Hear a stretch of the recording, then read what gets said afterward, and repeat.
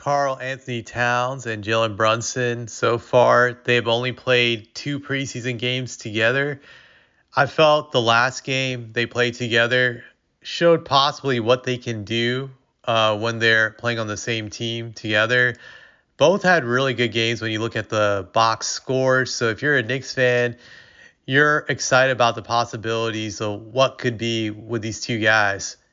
And it got me thinking too, all the big man little guard combinations I've seen in my lifetime. I've been watching the NBA for over 30 some years. I would say since the early 90s, and I've seen several guard big man combinations. And when I'm talking about guard big man combination, I'm not talking about Kobe Shaq, Wade Shaq. I'm talking more like the point guard center type of combination or point guard power forward, that type of deal. So like guards tend to be usually small, like 6'3" or shorter.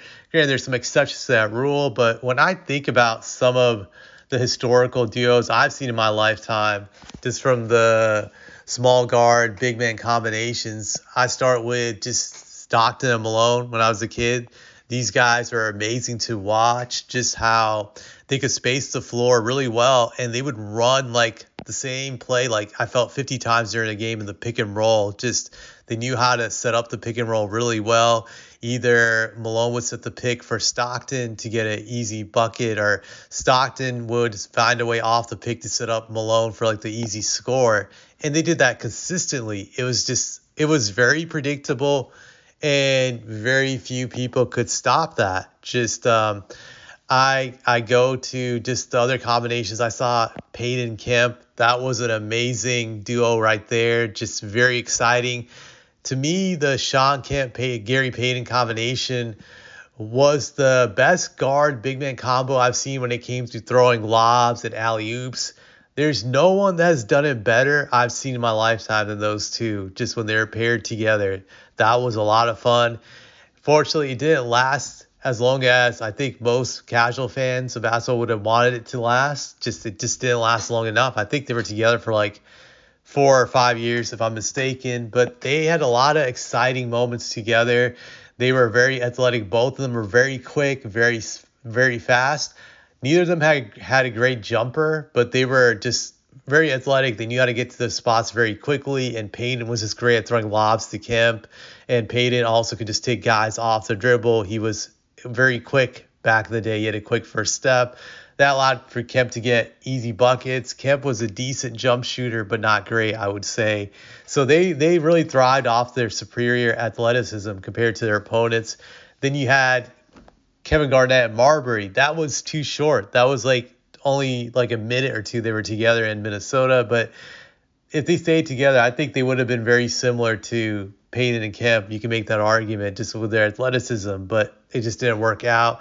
Another combo I remember as a kid was Alonzo Mourning and Tim Hardaway. I never found this duo exciting, to be honest. They were good in my eyes, but they weren't great. They were kind of ugly to watch together. Granted, they had their moments when they were both hitting their jump shots. They were amazing to watch, but I never really found this combination exciting.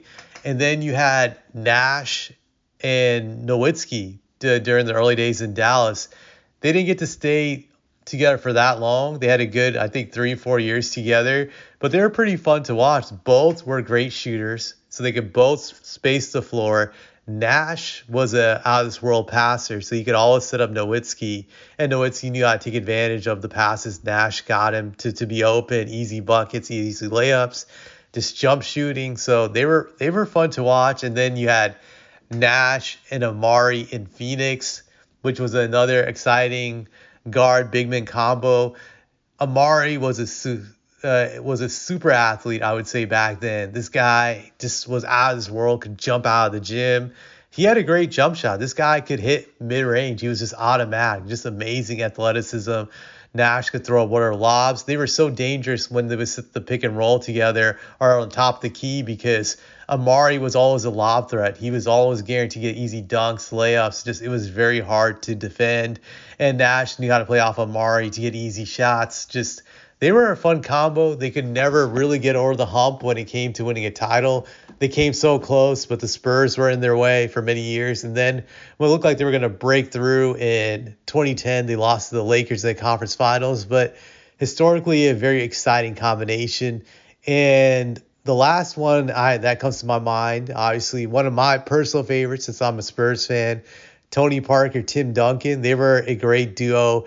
They complemented each other. Tony's speed was out of his world. Duncan knew how to get to the right places to help Tony Parker out for easy buckets. He was money in the paint, just unstoppable in the post, and just he had a great mid-range shot. So Parker could always set him up for the plays. And also Tim could set good picks for Tony to get easy layups. I remember how he would do that. So they knew how to complement each other really well. So those guys are all historical duos I can remember when it comes to guard big man combinations I've seen the last 30 years. The question is, how will Jalen Brunson and Cat end up? Like, will they be dominant like these duos I've mentioned? That's going to be interesting.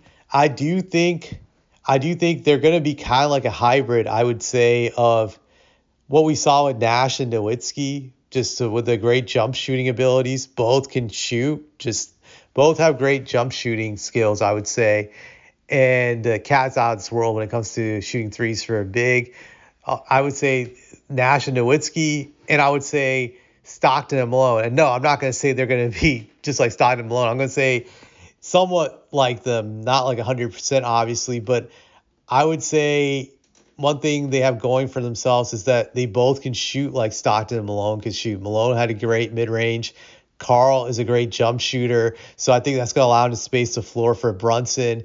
And Brunson will be able to set up some plays just like Stockton was for Malone, where to just throw the ball ahead when Cat is running down the court for an easy layup or just a dunk or whatever. Because I remember Stockton could always see ahead of time. Malone was just running down the court at full speed and would set him up for an easy layup or a dunk. I think Brunson will be able to do the same for Cat eventually once they figure it out together. I think you're going to see a lot of that. I think you'll see a lot of pick and rolls, just like you did from that old school combination of Stockton and Malone. Will they be as great as them? No, absolutely not. But I think you'll see some of that from them. And then you'll see some of the spacing you saw from Nash and Nowitzki, just how those guys could space the floor really well together because they were both great jump shooters.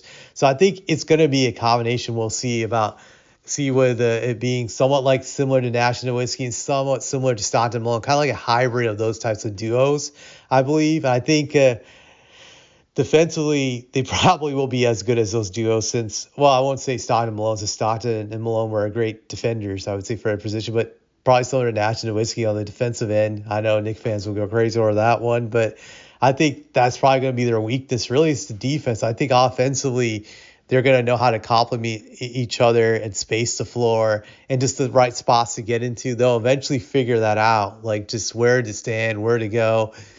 So I would say expect a lot of screens, expect a lot of picks, I would say, on the offensive end, and just them setting each other up for like jump shots, a lot of threes, mid-range, just some cutting, some dunks, that type of combination. But I think on the offensive end, they're going to be very exciting to watch. So I think Knicks fans have something to look forward to. Plus, both of them are right in their primes now, like at the start of their prime. So this is like the best time to have both of them together. I think if they remain healthy, you're going to get 5 great years of play out of both of these guys if you're a Knicks fan. So that's what I'd say about it. That's pretty much it.